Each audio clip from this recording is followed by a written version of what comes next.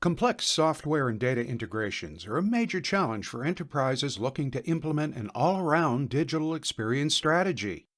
Multiple internal and third-party solutions need to be working in harmony in a connected, coherent ecosystem. The abundance of customer data you collect helps shape targeted journeys and execute successful campaigns, but only as long as it's readily available across your entire ecosystem. Oftentimes, it can be quite a technical challenge to bring multiple services and data sources together. In this video, we'll demonstrate a way to integrate Salesforce with Sitefinity Insight using the data integration capabilities of Azure Data Factory. We've chosen Salesforce for being a widely used CRM solution. Here's how we'll be pulling Salesforce leads into Sitefinity Insight. The sales team works with the leads registered in Salesforce via Sitefinity forms. The interactions are recorded in Salesforce as activities or tasks. Assume a person who is researching a product online lands on your website and downloads a brochure. That's a lead record created in Salesforce. When your salespeople follow up over email or phone, those interactions are recorded as activities. Syncing those interactions to Sitefinity Insight will augment the person's 360-degree profile and give you options for content personalization. Knowing that the prospect is already in touch with the sales team, your marketing team can personalize their journey and supply relevant content that will influence their purchase decision. Let's see how the Salesforce data maps to the data types in Sitefinity Insight. There are two major data types: contact properties and the interactions in the contact journeys section. The Salesforce data fits right in. Attributes such as name, company, and email will transfer to Insight as contact properties, and the activity history will be stored as interactions. Now, let's build this integration step by step. We'll use Microsoft's Azure Data Factory. I've set up a blank Azure Data Factory service, and I'm ready to go.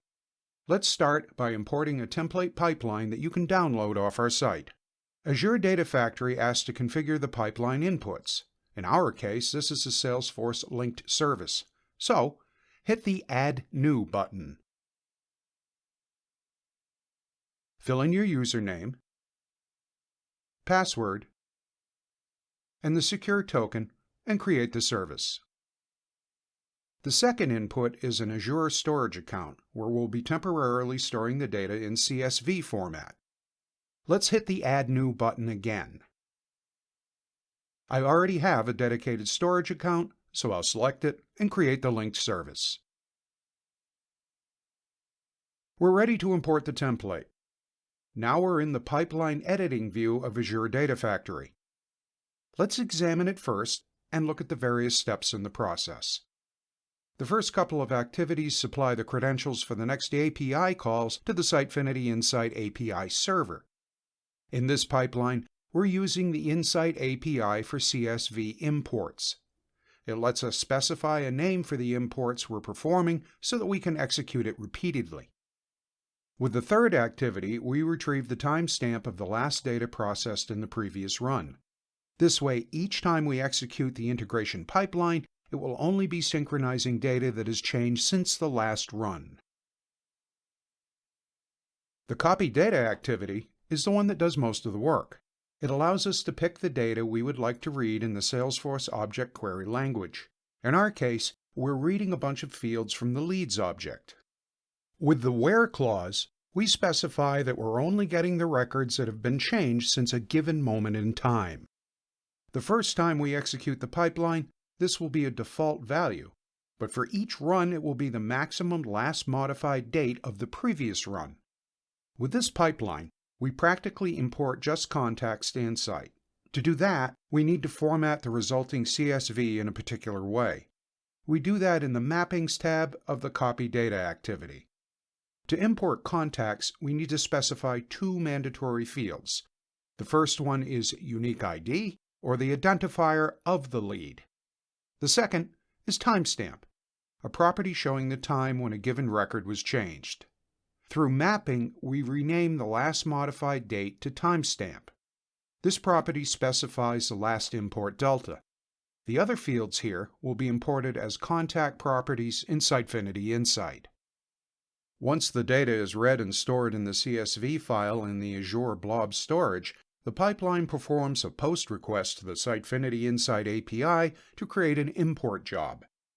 In its payload, we've specified that this is an automated import, the name of the import job, and the path to the CSV file stored externally in the Blob storage.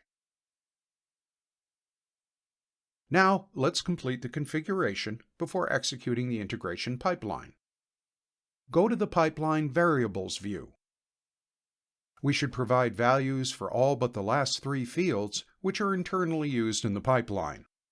Let's start with the first one, the API key of the data center in Sitefinity Insight, where we'll import the data. Let's go to Insight, grab that value, and paste it here. Next, provide the access key needed to perform the API requests. Go to the Sitefinity Insight Administration Center, Access Keys, and generate one. Let's name the data source Salesforce. The import job name will be Salesforce Leads.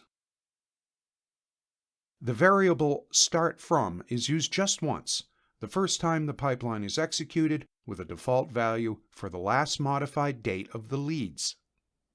The next 3 variables are for the blob storage where the CSV file is located.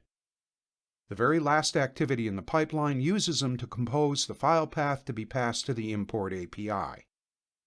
The name of the storage account I've created is Insight CSV. The blob container is defaulted to CSV, but we should make sure that such a container exists. Let's switch to the Azure portal and create one with that name. As the container is private, we'll need a SAS token allowing the Insight Import API to retrieve the file. Set its expiration and create it. I need this first value here, the one without the base address. Paste it in the variable, and we're done with the configuration. Let's publish all the changes we've made so far and make sure they're stored. ADF will give you an overview of all modifications. In our case, we have 1 new pipeline and 2 new datasets. Hit Publish and wait for it to process. There we go. We can run our pipeline for the first time. We can do this using the debug functionality, as it will immediately give us trace information in the output window. It shouldn't take too long to complete. And it's done. In the details from the Read from Salesforce activity, you can see that 22 records were read from Salesforce and written to the temporary CSV file. To validate the successful import to Sitefinity Insight, go to Administration, select the Data Center, and view the Data Integration section. This confirms that the import was completed and 22 contacts were imported. Let's open the Analytics section. Navigate to Contacts, where we should be seeing the newly added records. Pick one and validate the data. This is all we need to do to sync Salesforce Leads to Sitefinity Insight as contacts. Let's now transfer the activity history data to Insight. To do that, I'll clone the pipeline I just created. Give it a name. Most of the pipeline configuration stays the same. It's important to keep the data source name the same as in the first pipeline. Sitefinity Insight uses a combination of the data source and the unique identifier as the primary key for the contact session. This way, if the values are different for the same Salesforce lead record, the second data item will not be attributed to the correct contact journey. The only variable that should be changed is the import job name, as this string is passed to Sitefinity Insight and used to store the maximum timestamp of the previous import. It's important to have different import job names for all different sets of data you'll be importing. Now, let's modify the query statement in the Copy Data activity. This time, we'll read the records from the Tasks entity. Even though all Salesforce entities have the last modified date system field, we won't use it this time to determine the delta for the updates. It was appropriate in contexts where even if a single property is modified, such as the phone number, the entire contact record will be sent to Insight. And that's okay, because the information will be overwritten. But when we import interactions, we want them to appear just once in the customer journey, so we need a more stable date. Salesforce supports adding custom fields and can populate them automatically. If you're interested in a particular state change, you can add a dedicated field to capture the timestamp of the modification and use it in the integration. This can be really useful in complex integration scenarios. For the sake of simplicity, I'll be using the created date property in this demo. The Who ID field stores the same lead identifier as the ID field in the lead's record, so we're all set here. The records will be matching. The subject field specifies the type of activity, for example, call, send a quote, etc. The description is a short comment left by the salesperson. Let's have a look at a task record in Salesforce. We can see the created date field, but note that it is appended to the created by field in the Salesforce UI. The subject field is easy to spot too, but the description field we need in the query statement is labeled comments here. The Who ID field has the name of the lead, as Salesforce links the ID to the human-readable name. So how do we figure out the name of the underlying fields? The easiest way to do that is to go back to Data Factory and select the Salesforce dataset. Pick the respective object type and preview the data.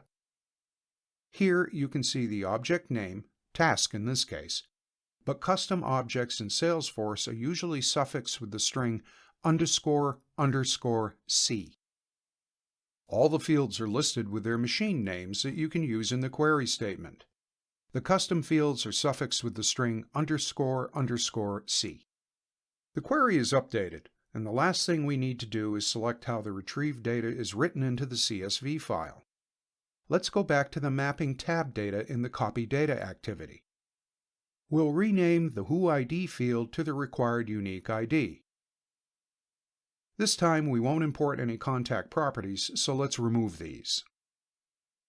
The field that feeds the required timestamp this time is created date. We're also pulling the subject field, which contains a short string such as call or send a quote. We will use this field as an interaction type, aka predicate. The last field we had in the query is description. Let's rename it to object. We don't need the last two mappings, so let's delete them. This is the minimal format required by Sitefinity Insight to import interaction data.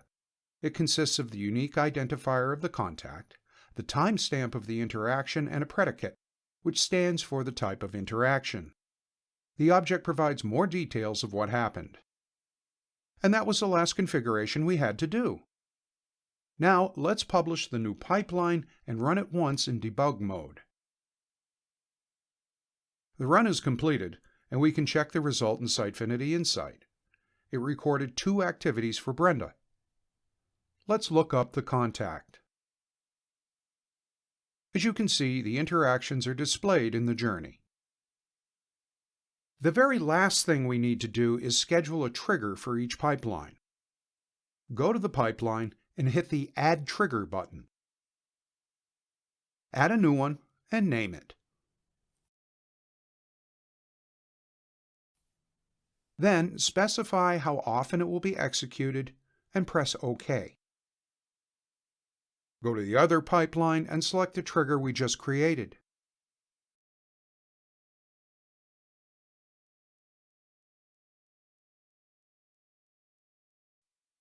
Publish the changes, and now both pipelines should be executing every 30 minutes. The same pipeline blueprint can be used to import data from any of the sources that Azure Data Factory supports. All you need to do is create a new dataset for the source system. Data Factory supports a wide variety of databases and popular services like Dynamics, HubSpot, Marketo, and Eloqua, among others. Once you have configured the new dataset, go to the Copy Data activity and select a source. The way the query is expressed depends on the source system. For Salesforce, it uses the Salesforce object query language, but Dynamics works with XML. Refer to the Data Factory documentation for more information on how to write those statements for different systems. So, don't let your data get trapped in silos. Be smart and integrate. Thank you for watching.